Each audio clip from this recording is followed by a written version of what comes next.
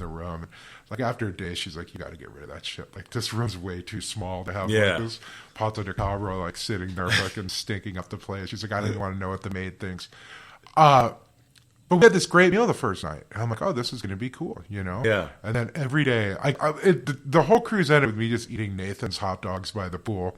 Because it was just like, everything else is just tastes the same, It's you know? garbage. Oh, yeah. But anyway. I mean, I went on a cruise 15 years after you did. So they've gotten better. Good. You know? Good. And I loved it because when I went, the dinner was like old school culinary school recipes. Yeah, no, I could see that being cool. It's done well. Like, it was really done well, and I was like, you know what? I'll have a molten chocolate cake for 7 days, right? Yeah, Michel Bras, man. You know? Exactly. That's cool. Yeah, maybe I don't know. There's so Try many. it again. In maybe like I will. 5 years after the yeah. COVID shit's gone. Yeah, you never know. God, I hope it ain't 5 years. There were also other things that were terrible, like there were comedy shows. It was that was amazing. We had a magician show. Yeah, it was so bad. It was like, and it wasn't supposed to be bad. Exactly, but it was just horrifying. Like he was like doing these the juggler too kept dropping shit. Yeah, and you look around you, and everybody else is like fucking pumped. That part was amazing. I will say. And the only other thing is that gambling, because you can gamble karaoke. Yeah. Like all that shit. So there were some good parts. Yeah, for sure. Right. And you can drink all night long. Yeah. It's 24 hours. Yeah. So, that has some good sides of it. I ended up smoking weed on the fucking golf course on the 3rd floor. So you had a boat. I saw one. We docked, and I saw one boat next to us that had like a golf course thing on it. Why don't we have that? So sick. Ours is kind of like, you're like a little rundown, maybe. That's probably why you didn't have a good time. Yeah. The one I went out was. I remember we were supposed to go to Marseille, and I was stoked to go there and get, like bouillabaisse or something, And then there was like a dock workers strike, and they wouldn't allow the ship to dock. So we literally went to this weird place. Like I remember waking up there. We were supposed to wake up in Marseille, which is kind of rough town too, anyway. But and I remember we woke up in this. I don't even remember what port we were at. Yeah, it was just like the construction and weird, like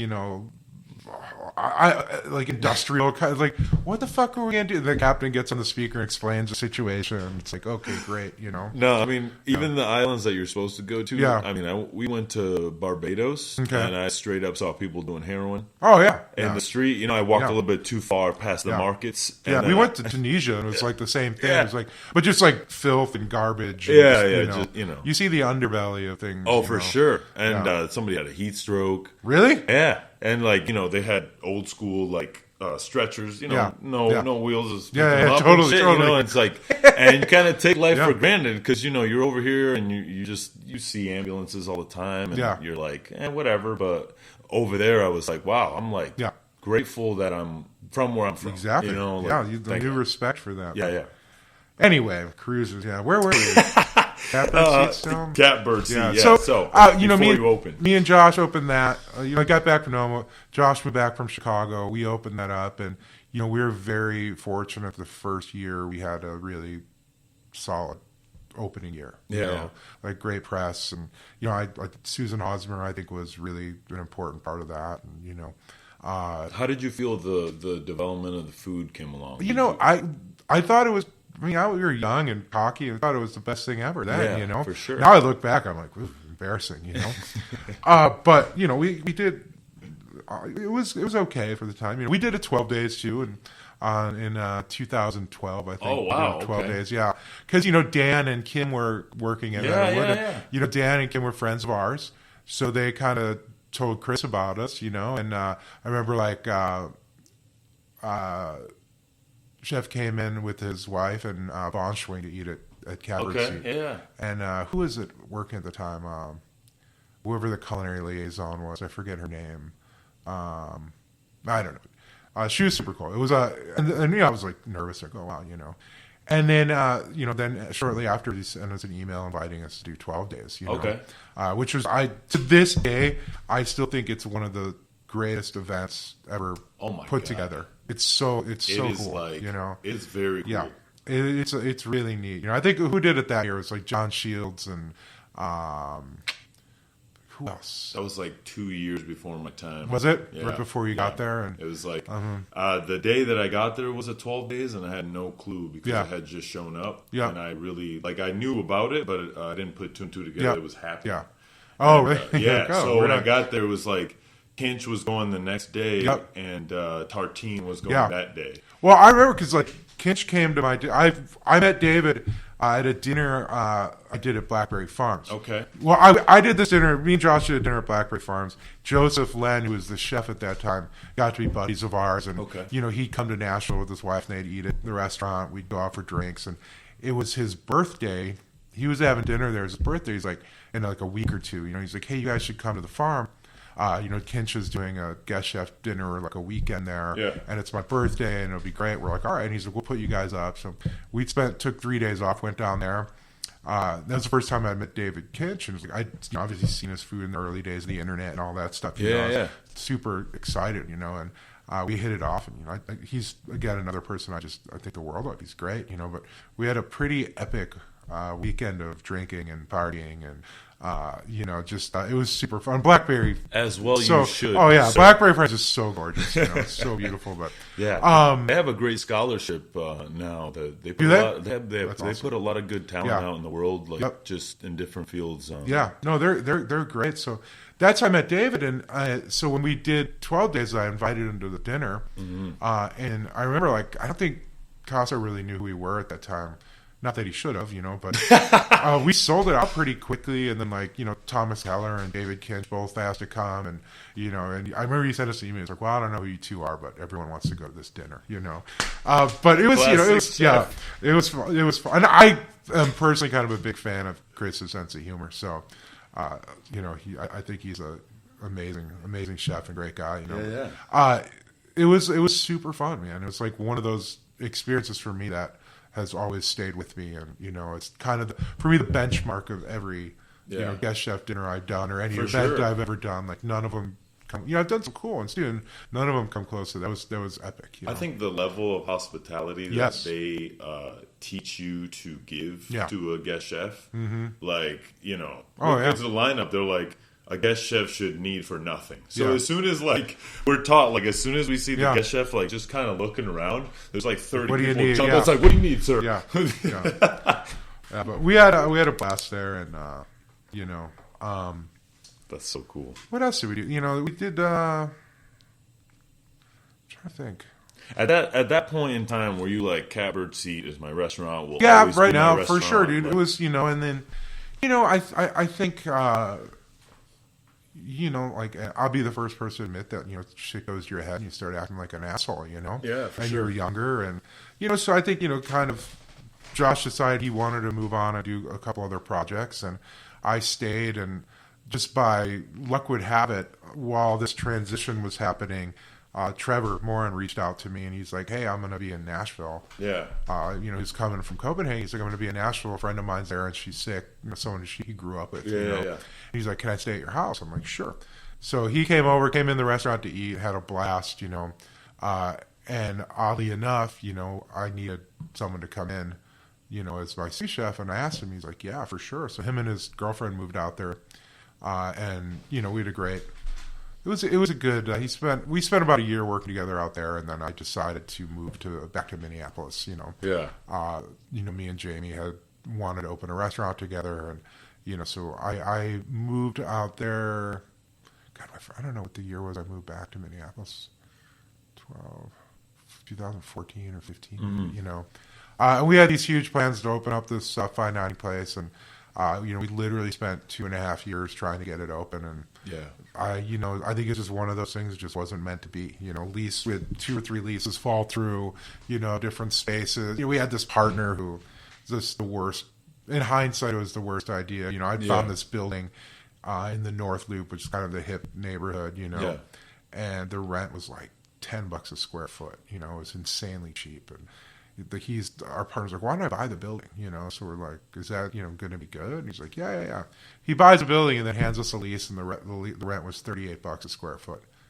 And it's like, how is this good for me, motherfucker? You know what I mean? So it just, just shit like that. And then finally realized it just wasn't going to happen. So ultimately, me and Jamie ended up taking over this really old kind of Minneapolis institution called the Grand Cafe, and kind of redid it and turned it into this like really funky kind of Wes Anderson meets Paul Bocuse kind of brasserie, you know.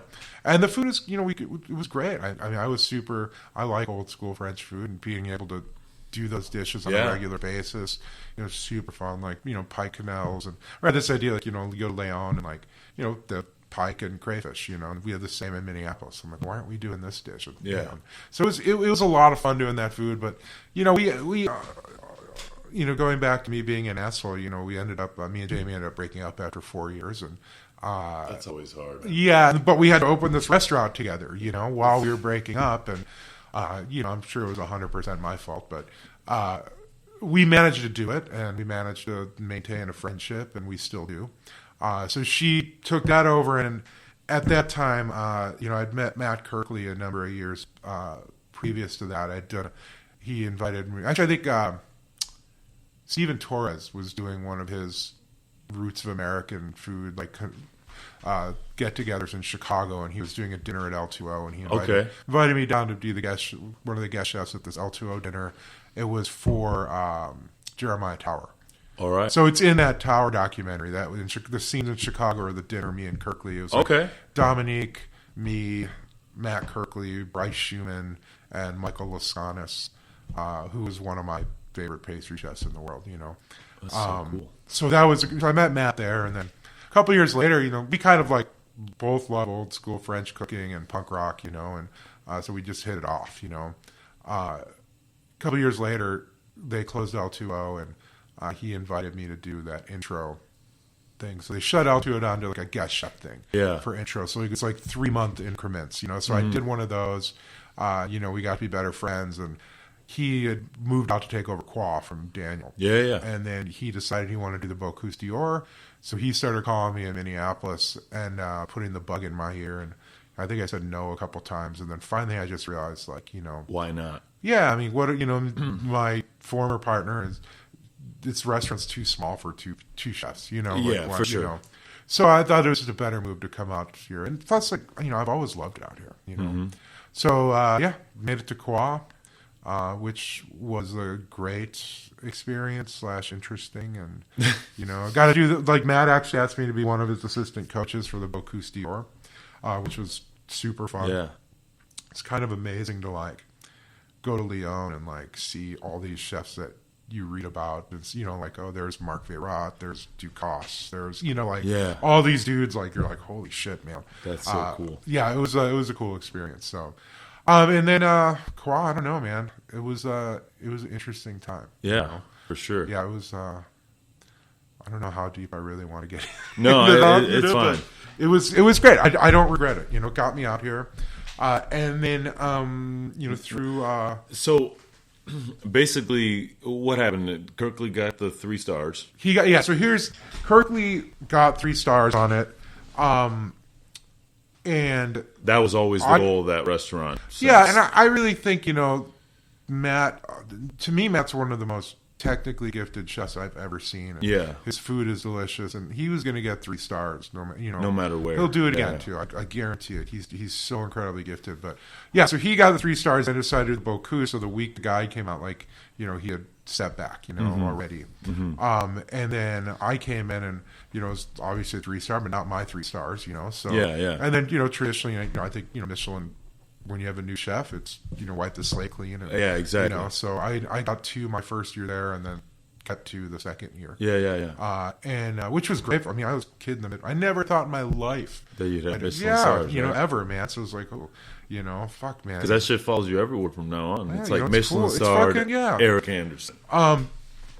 Which, you know, it's a dream of mine. Like, you know, I like that shit, dude. You know, I think a lot of people, I like they dog old on school it these French days, stuff fuck and that. Michelin. I do, man. Like, I love Michelin too. Yeah, like, it's just like, I'm not going to be that, you know. Nobody. I'm not trying to say that it's right to, like, cook for it. Agreed. Cook for the stars, but just do what you do, and if what you do, if it follows it, you know. Like, exactly. Accept it and love it. Yeah. You know.